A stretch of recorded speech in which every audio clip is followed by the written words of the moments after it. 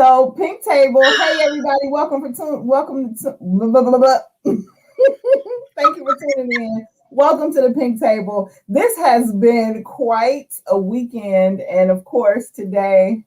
So, I just want to shout out my two of my favorite people, Cece and Kim. Just gave it all they had to y'all. They put it out on the table. They left it all on the floor, and none of y'all heard any of it because the engineer coach herself just completely.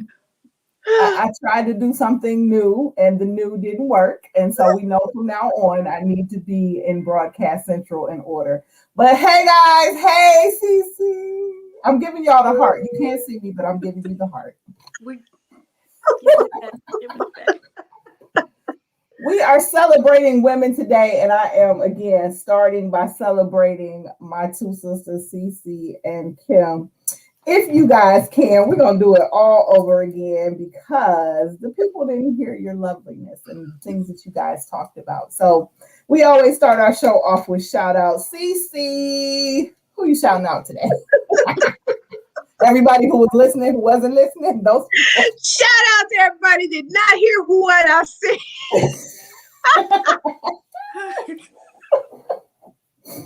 Oh my goodness. Okay, so shout out to everyone who is creating her story. Okay. Yes. I gave you, Coach, the biggest shout out ever for creating her story in the community. Let's Win Sis, community of women who win, because you have cultivated a community that it's like, and this just hit me. It's a big community garden. We got the ones that go in and till. We got the ones that go in and water. We got the ones that are plucking. And it's a conglomerate of love in the community. So shout out to you, Coach, for creating her story. Thank you. Aw, thanks. Kim, did you do some fabulous shout outs? I forgot. Well, the beauty of this is you could just do brand new ones and nobody ever heard the other one, so they can't be mad. Oh, I know. I shouted out my mother. Yes. I shouted out my mother. Mm-hmm. My mom, little 5'2" little woman, just wow. She did it all. She was someone I really looked up to. I appreciated. After those teenage rocky years, she became my best friend. And I miss her terribly, but she instilled some things in me that I pray that I'm passing down to mine and thankful for. So shout out to Jean Arthur Summers Mills. Shout out to all the moms, because, you know, I have to say that we, you know, as women, we start becoming women at an early age, way before we decide it's time to leave the house. And, you know, it's difficult for more than one woman to stay in the same house, more than one grown woman to stay in the same house, because our essences are big, our auras are huge, and even the ones that we love the most, we oftentimes butt heads with, and it's nothing to do with, you know, not loving one another. It's a lot to do with I'm here, I'm a woman, I'm trying to feel my way as a woman, and you've already felt your way. So there's always this little bumping of heads, but they stick in there with us because they know what it's like. And our mothers sometimes are our biggest cheerleaders. I know mine is. Mine is whatever my idea is, she rolls with me.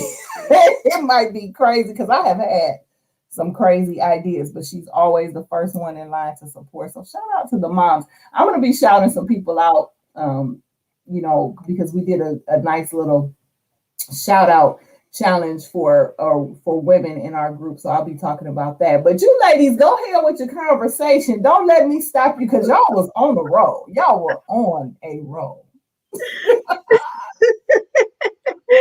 So I am going to pick up with the question that I put out there. Kim, I'm putting you back on the spot. Oh, yeah.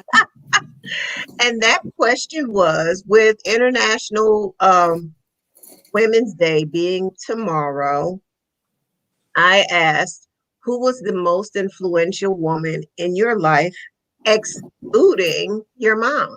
Yes. And I thought about it for a minute, and I came up with my aunt because she was a singer songwriter, and she started in the church and branched out to secular. She was the director for Aretha Franklin's dad, C.L. Franklin's church.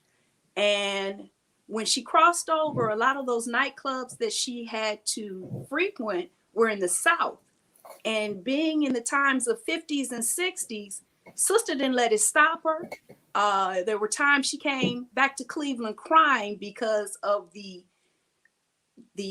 way that blacks were treated in the South.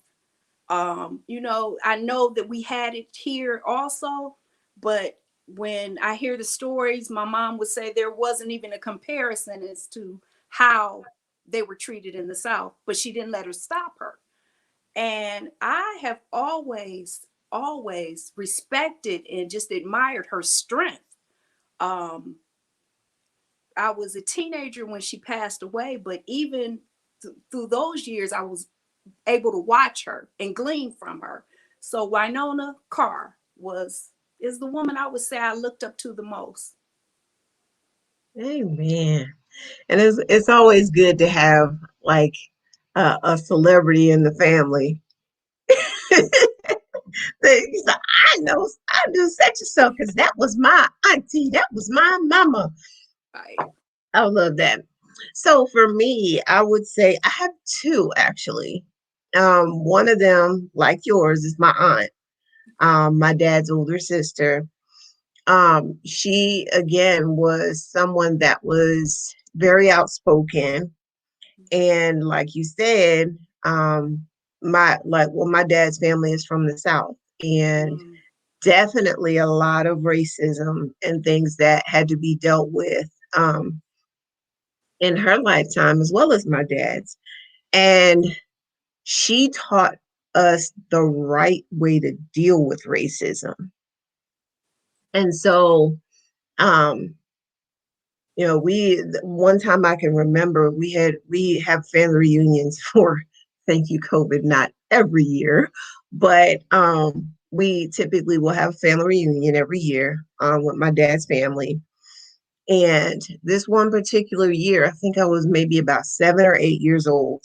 And we went down to the small town where they're from in North Carolina.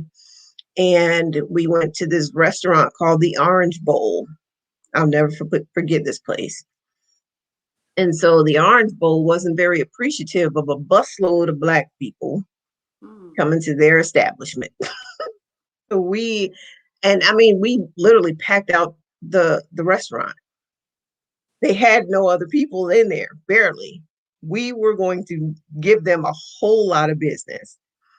And we sat there and sat there and sat there some more. And so finally my aunt got up and asked the manager, why isn't anyone serving us? Well, we don't want your kind here. Now this is in the 80s. Wow. Wow.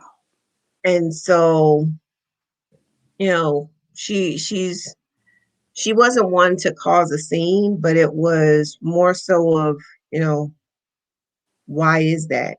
She would ask questions, and not questions disrespectfully, but just trying to get an understanding Mm-hmm. of, why someone was treating, us the way that we were. And I'd say 75% of us were Northerners.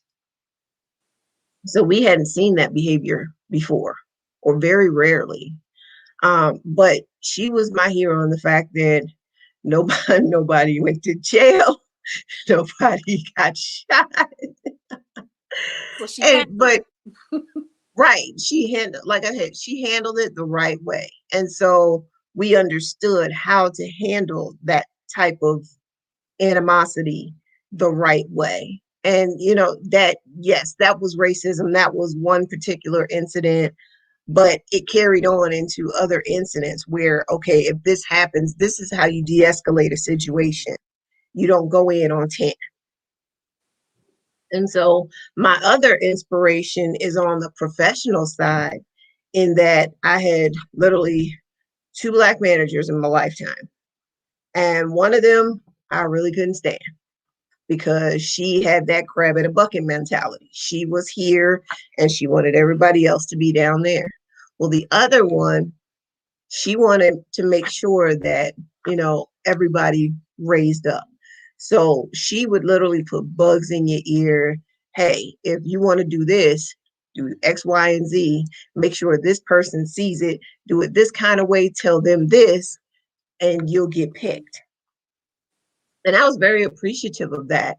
She's one of the reasons why I am where I am in my career, because I wasn't allowed to, okay, this is what I have to accept because I'm an African-American woman in corporate America. As many times, once you go into certain departments, you don't see any African-American, let alone women.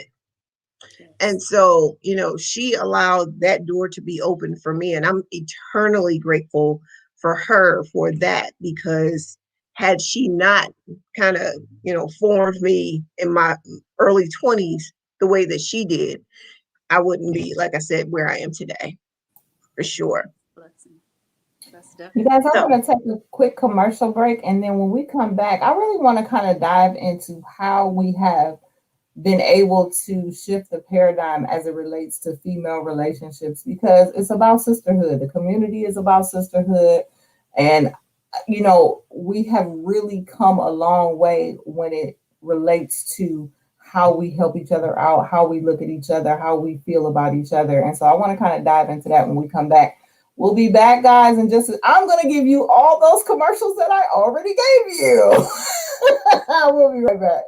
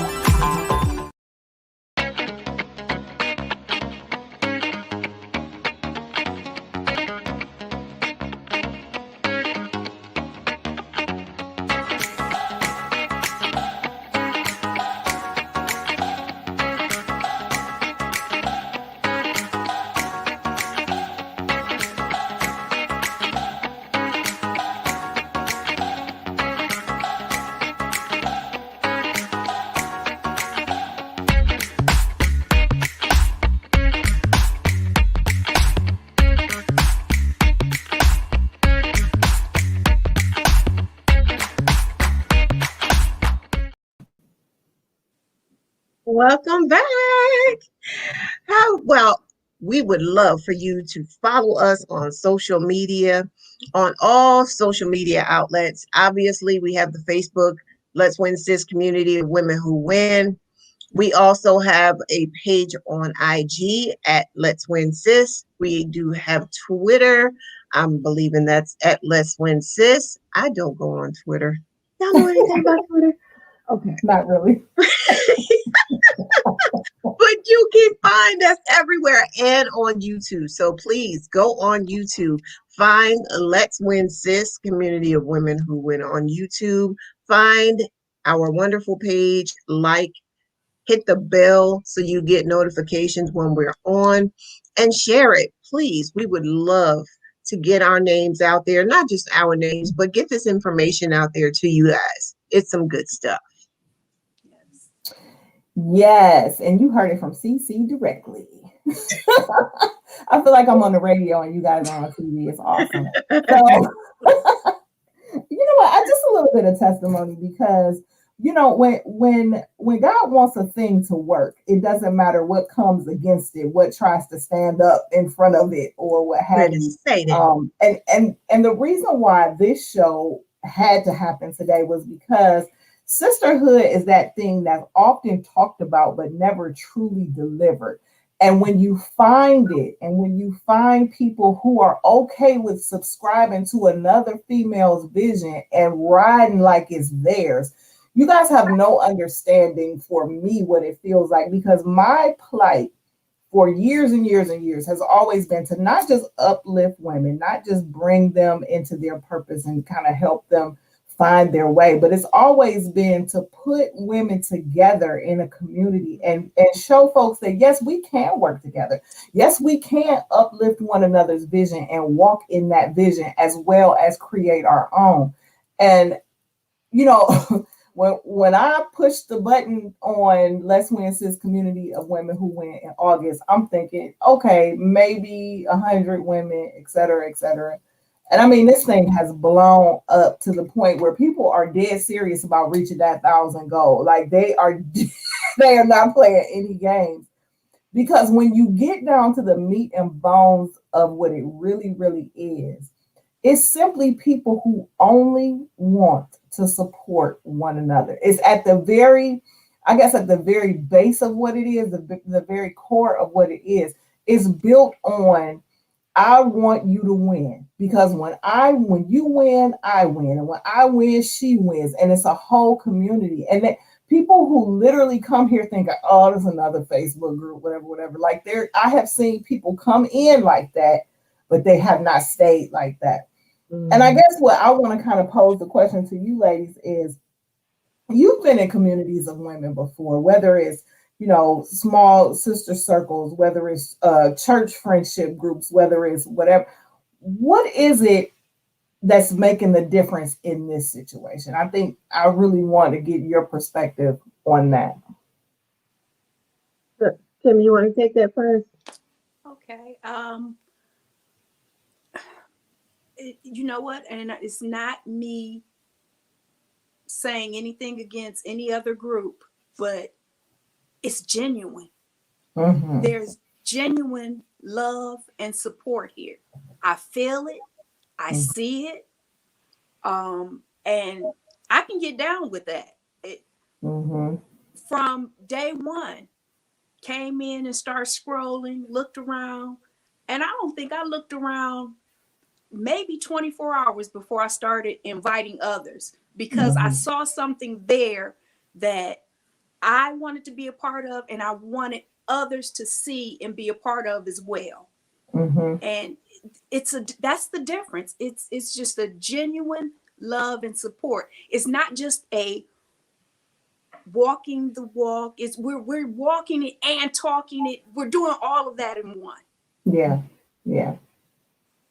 So I agree 100% with what Kim said, but I'm going to look at it from the other side, because sisterhood is not just the cheerleader, right? Sisterhood is also, look here, boo, that ain't right. You need to do this.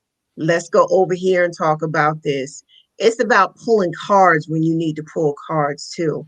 Everything is not always bright and sunny. And sometimes we looking through our own little rose-colored glasses thinking everything is purty, and it's really not. And so a true sisterhood will call folk out on they, you know what, and I appreciate that. Don't allow me, and I think you said this I think, to walk around with my panties, with my dress tucked in my pantyhose. Yep. Because, you know, while I don't see that my dress is stuck in my pantyhose, you do. So sometimes we need that sister that's going to be here. Let me help you get right. Yeah. You know, and that doesn't happen often. I mean, shoot, I was on lunch one day and went to went to the Giant Eagle, and of course this is pre-COVID, y'all. But it was it was a white girl that was at the salad bar, and the girl literally had put on a pair of jeans that still had the size sticker on the back of her leg. How long did she walk around with the side sticker on the back of her leg?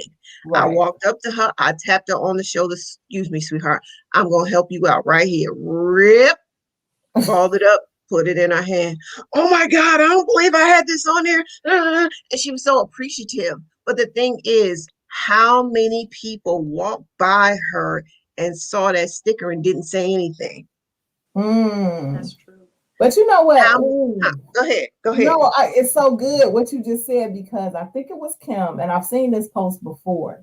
But Kim, I think you put up and you said this is exactly what this group is, but it's adjusting your sister's crown, but not letting everybody know. Like, you probably walked up to her, discreetly said, hey, blah, blah, blah, ripped it off and kept it moving. Nobody knew the wiser, but you helped her out. And I think, you know, like, a lot of us know, because like Cece and I, we're more visible in the group. Kim is as well too, because we're influencers, we're creators, and plus we're on a pink table.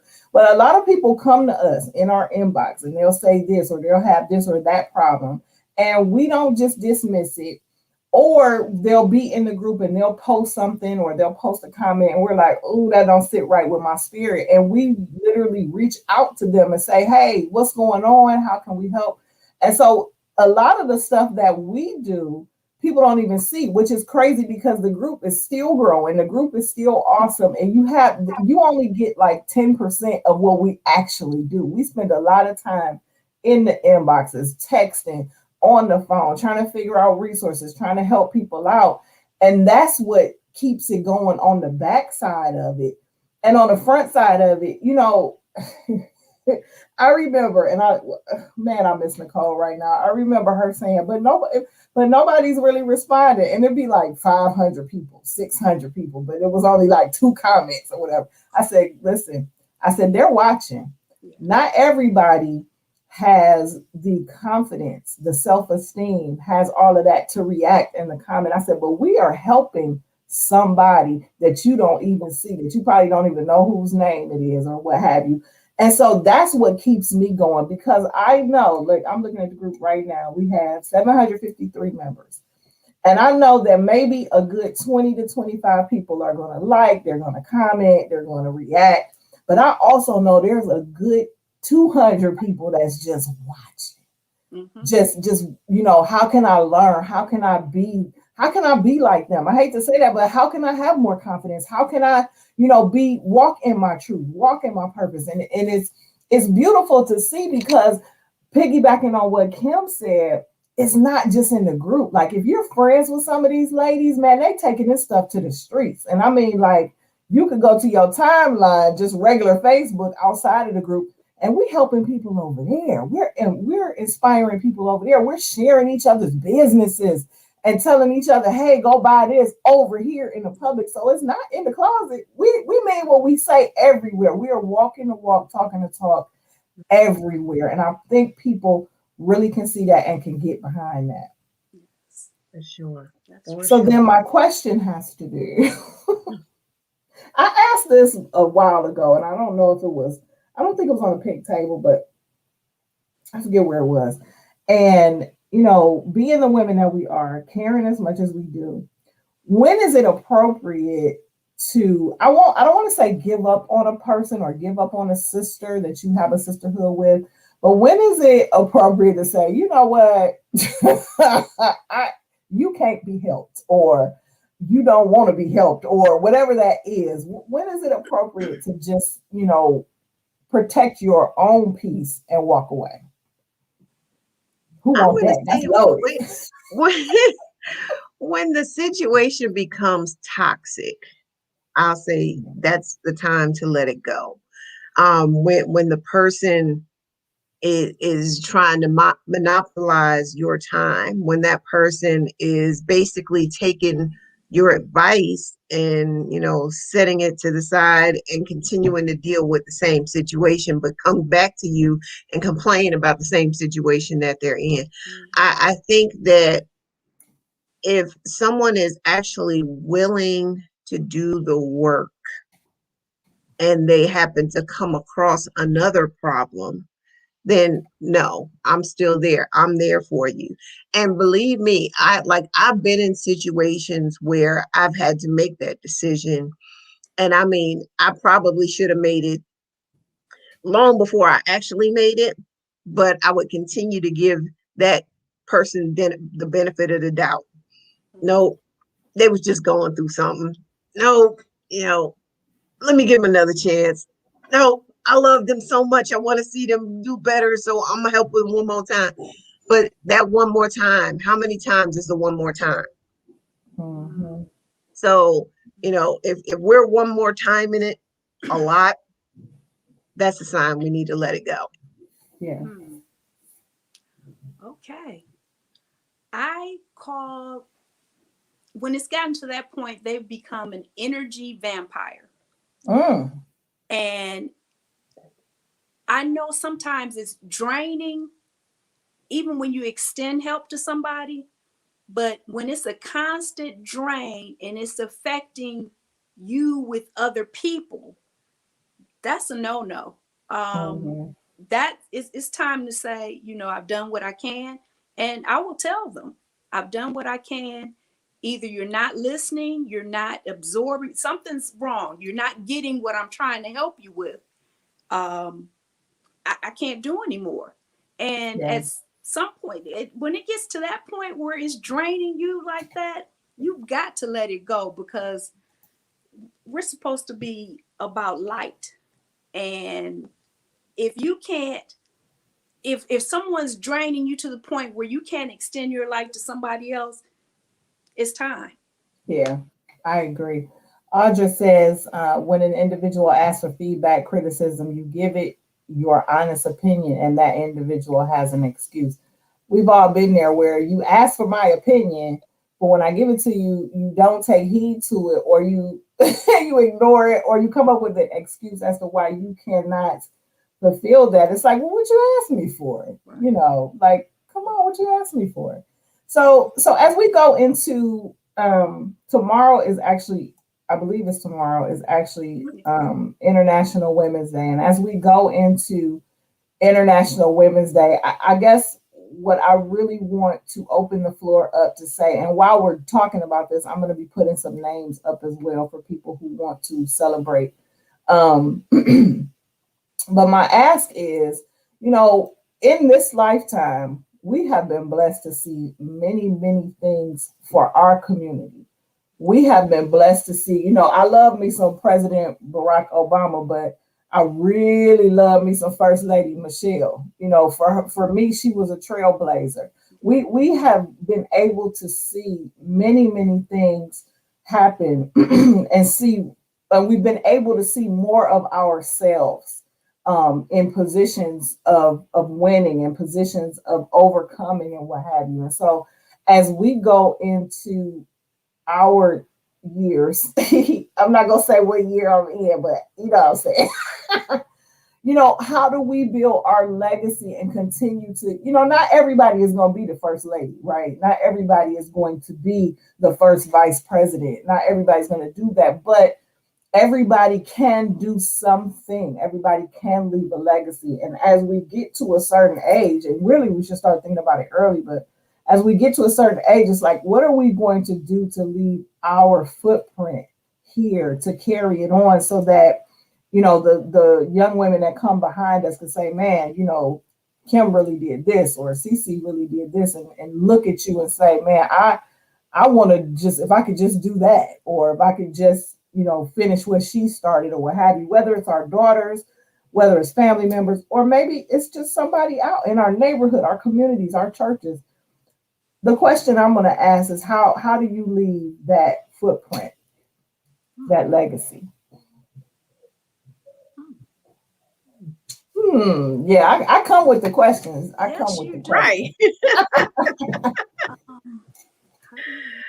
I mean, oh wow. Yeah, and I thought I stumped you, Kim. Yeah. Wow. So I would say, like, I mean, gosh, building a legacy, that's huge. Um, and like you said, it may not be those huge events like, being a first lady, being the VP. Um, but for the normal folks, if you will, being the first one to graduate college, because had you haven't if you haven't had anybody else do that, and you were the first, you're like, oh my God, I broke it. Now I can let my kids know this can happen. And then gosh, I don't know, beyond that, I mean, being entrepreneurs, being in a community of women that aren't hating on one another, that aren't degrading one another. Shoot, that in itself is huge. Mm-hmm. Okay. Yeah. I'm looking at your face. I stumped you, didn't I? Yes. If my two that I birthed can be better than what their mother was or mother is, if by the time they're 30, they're in a position where they're thinking like I'm thinking now, that would mean the world to me. I want them so that when their children are teenagers, they can start there. You know what I'm saying? I wanted to start early on and continue to start earlier and earlier. And if I can leave that with them so that they can pass it down, I've done what I'm supposed to do. And there you go. Bam. See, it wasn't hard at all. It came right on out. For me, I'm doing it. I'm doing it. My legacy is to bring women together, show them their power, and show them that we can do this together. Because at some point from generation to generation, we allowed society and other things to pit us against one another, whether it was corporate America, whether it was entrepreneurial life. And mostly it was because it's more of us than it is men. And we started to, have that situation. So it's always a competition, and competition can be good, but only if it's friendly, only if it's to lift one another up. So that's part of my legacy. And the other part is survival of all of those things that, we come against, because as women, and I'm not a feminist, I don't think, but I might be, I'm not sure. But women have a whole other set of rules when it comes to being successful, when it comes to being looked at as an equal in any situation. I mean, think about it. We just busted through the seams on the entrepreneurial side. Back in the day, entrepreneurship was driven by men, and then on the corporate side, we still trying to break through those doors and what have you. There's a few of us sprinkled in here and there. And then when you add women of color, you add even more. And so I need people to understand that, I need women to understand that all of this that we've been through is survival, and being able to give ourselves credit for what we have overcome, because on a daily basis, there's something we're presented with that we have to make a decision or make a sacrifice or move to the left or to the right, because we have to adjust ourselves to, whether it's our kids, our families, our work people, whatever. we're always moving. Like we're so, and it's beautiful. We have this ebb and flow where we're able to just adjust ourselves in a way that allows us to make other people good. But at the same time, there's a moment in which in our lives that we have to decide, make a decision and understand that we also need the same in return. And so understanding that it's okay to survive, but it's so much better to thrive in whatever position you have been put in, whatever position you're in. So you guys know the things that I've been through. I'm going through some stuff right now. But I always want to I want to be transparent to let people know that even though you got all of this stuff coming at you, you still need to take care of you, and you're still magnificent no matter what has come up against, no matter what roadblocks or obstacles. Like, your purpose is still a destination. Your purpose is still a place that you're going. You just got to keep going. And so that's why I'll go so hard. Like, some people be like, no work today. I don't even understand what that means.